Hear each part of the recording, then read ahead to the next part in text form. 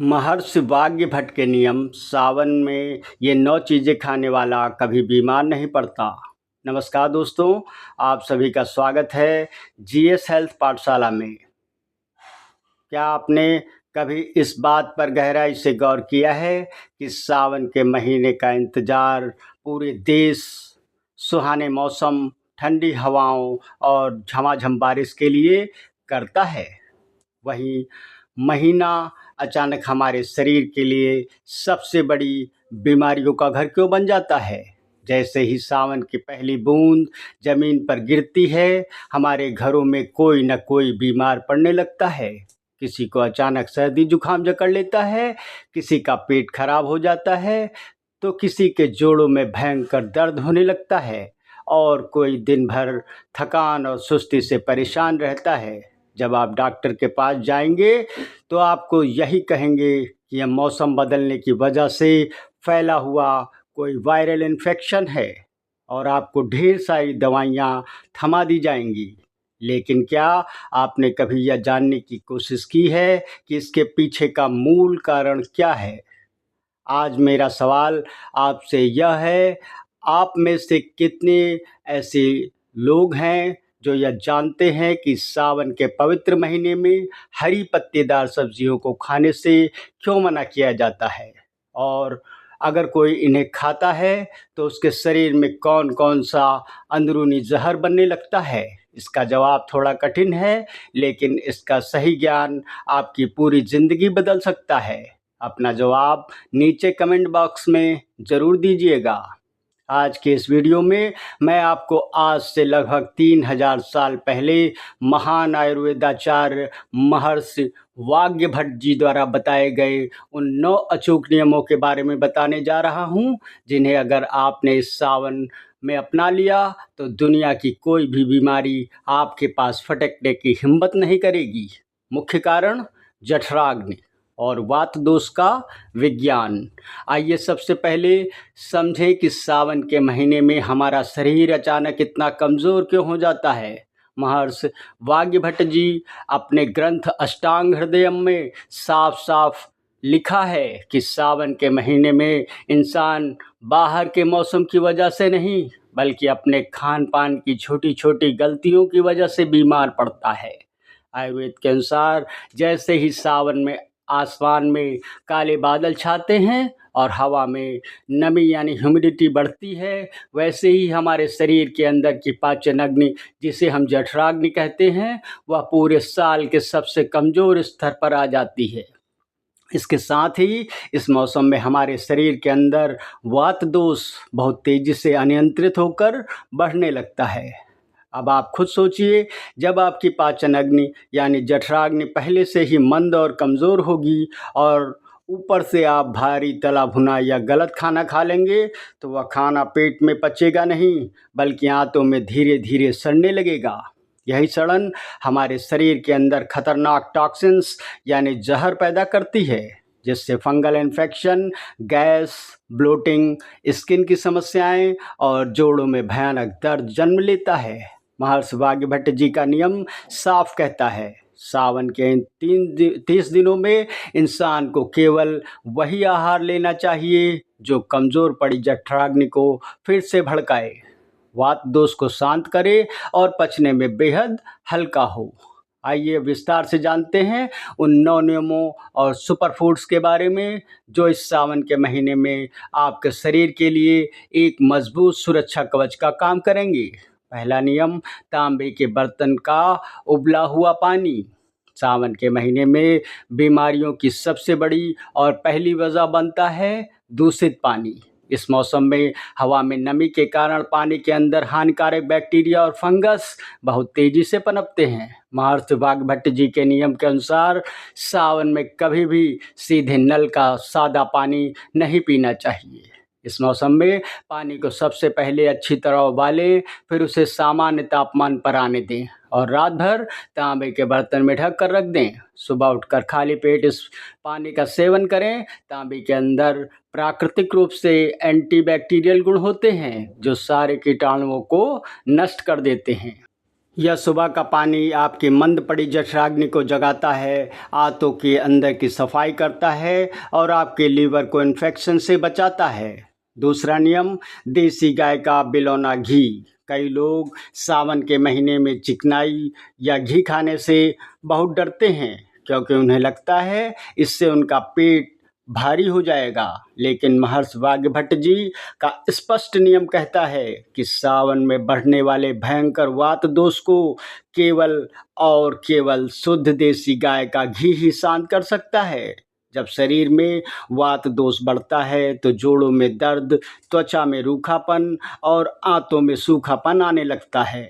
अगर आप रोज़ाना अपने दोपहर के खाने में दाल, सब्जी या रोटी पर 1 चम्मच शुद्ध देसी गाय का बिलौना घी डालकर खाते हैं तो यह आपकी आंतों को अंदर से चिकनाई देता है, जिससे कब्ज की समस्या जड़ से खत्म हो जाती है।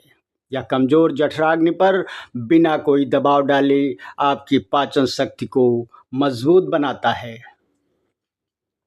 तीसरा नियम, गिलोय और नीम का शुद्ध काढ़ा।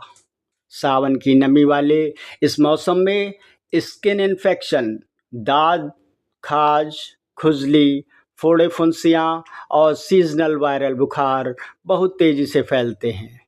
इन सभी समस्याओं से बचने का सबसे अचूक आयुर्वेदिक उपाय है गिलोय और नीम का सेवन। आयुर्वेद में गिलोय को अमृता यानी अमृत के समान माना गया है। गिलोय आपके इम्यून सिस्टम को इतना मजबूत कर देती है कि कोई भी मौसमी वायरस या बैक्टीरिया आपके शरीर पर हमला नहीं कर पाता। दूसरी ओर नीम आपके खून को प्राकृतिक रूप से साफ करने वाला सबसे बेहतरीन ब्लड प्यूरिफायर है। सावन के हफ्ते में कम से कम 2 से 3 बार गिलोय और नीम की पत्तियों का हल्का काढ़ा बनाकर ज़रूर पिएं। यह आपके खून से सारे टॉक्सिन्स को बाहर निकाल देता है। चौथा नियम, ताज़ा दही और भुना हुआ जीरा। सावन के महीने में दही खाने को लेकर लोगों के मन में ढेरों भ्रम रहते हैं।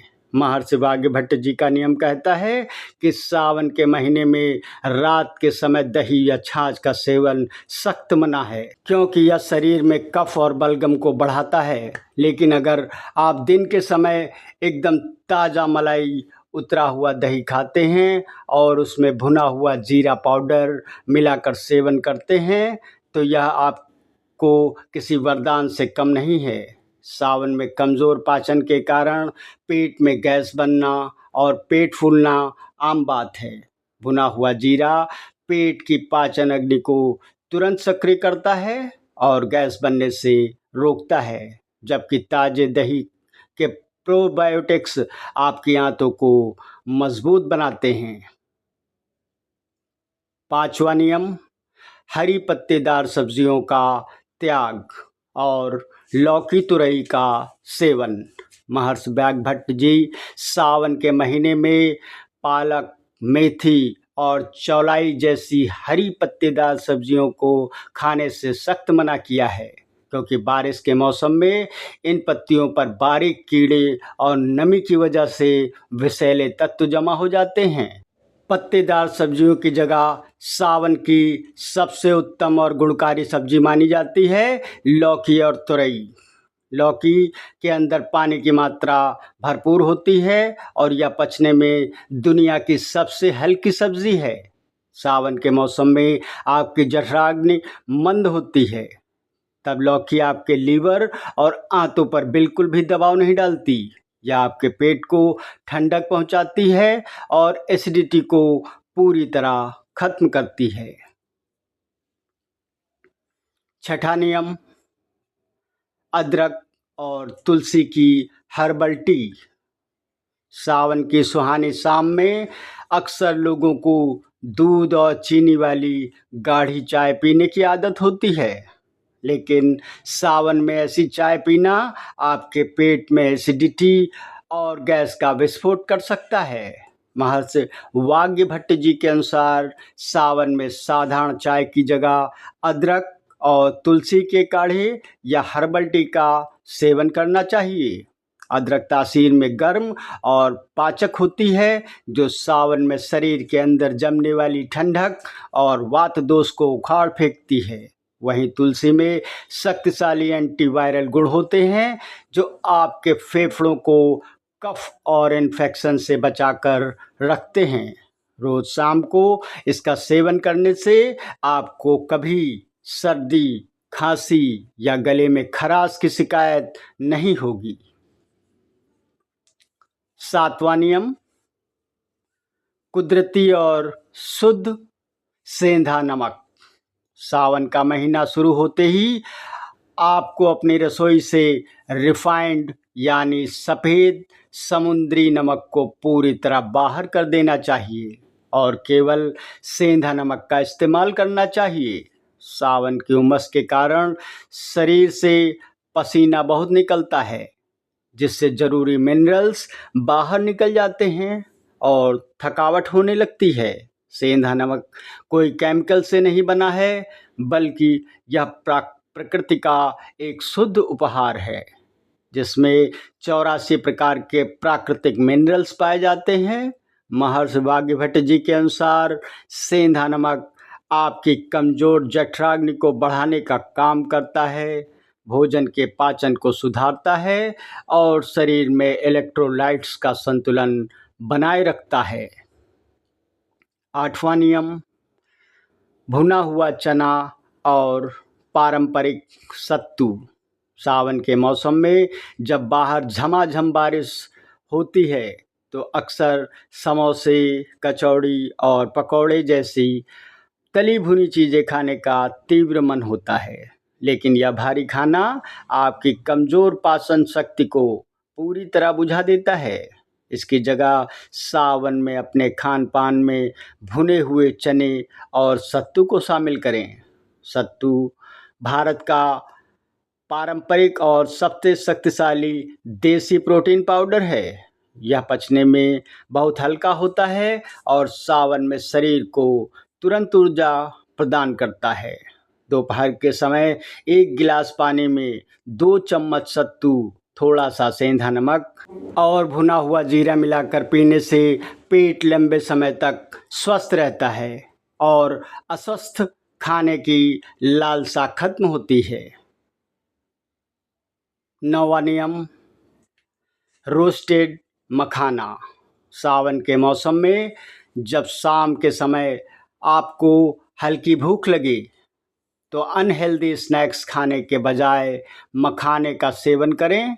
मखाना कैल्शियम, प्रोटीन, मैग्नीशियम और एंटीऑक्सीडेंट्स का एक बहुत बड़ा खजाना होता है। सावन के महीने में वात दोष बढ़ने के कारण अक्सर लोगों के घुटने, कमर और जोड़ों से कट कट की आवाज़ें आने लगती हैं और दर्द होने लगता है। यदि आप थोड़े से शुद्ध देसी गाय के घी के साथ मखाने को हल्का सा भूनकर रोस्ट करके खाते हैं तो यह आपके शरीर में वात दोष को तुरंत शांत करता है और जोड़ों के दर्द को दूर भगाता है। यह पचने में बेहद हल्का होता है और आपके पेट को बिना भारी किए शरीर को तुरंत ताकत देता है। तो दोस्तों, ये थे वाग्भट जी के 9 नियम। अब नीचे कमेंट करके जल्दी से बताइए कि इनमें से कौन सी चीज़ आप आज से ही अपनी डाइट में शामिल कर रहे हैं। वीडियो पसंद आई हो तो एक लाइक ज़रूर करें और ऐसी ही आयुर्वेदिक जानकारियों के लिए जीएस हेल्थ पाठशाला को सब्सक्राइब करना ना भूलें। स्वस्थ रहिए, मस्त रहिए। धन्यवाद।